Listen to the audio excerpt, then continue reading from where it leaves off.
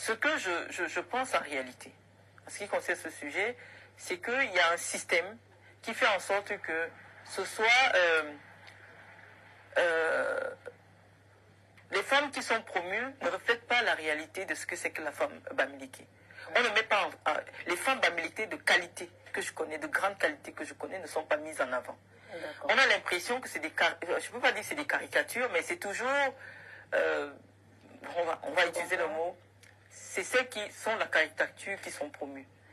La femme bamileke, généralement, quand on la présente, celle qu'on va promouvoir, elle sera illettrée, les mœurs seront discutables, et c'est ce type de femme qu'on promeut. Or, des femmes bamileke de grande qualité, des intellectuels, des professeurs, des médecins, qui sont dans la diaspora, dans la plupart, sont en retrait.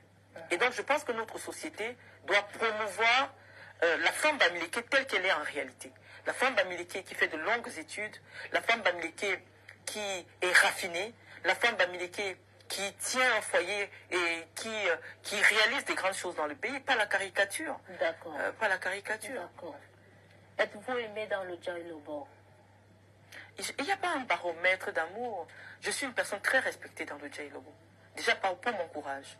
À 25 ans, j'étais déjà vice-présidente départementale dans le domaine du football. Je vous dis, je suis la première femme de la région du Sud à être présidente de la Ligue régionale. Et que pensez-vous des femmes du Djaï Lobo?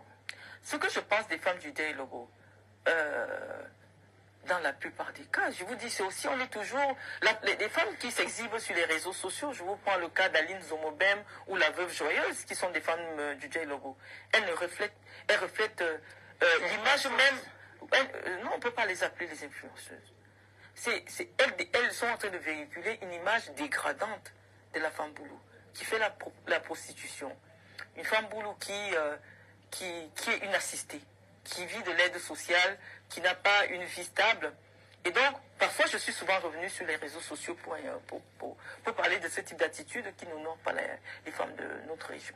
D'accord. Il s'est dit également sur la toile que vous faites de la concurrence avec d'autres influenceuses. Que dites-vous à ce sujet? Je ne suis pas responsable.